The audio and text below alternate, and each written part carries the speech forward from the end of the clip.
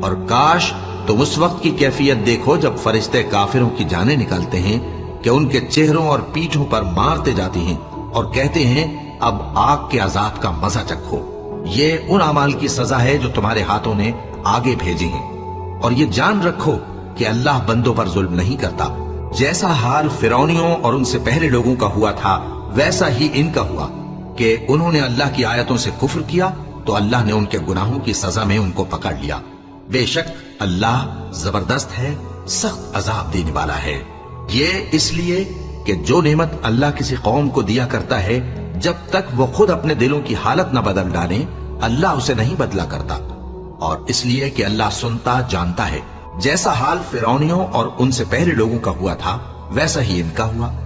انہوں نے اپنے پروردگار کی آیتوں کو جھٹلایا تو ہم نے ان کو ان کے گناہوں کے سبب ہلاک کر ڈالا اور فرعونیوں کو ڈبو دیا، اور وہ سب ظالم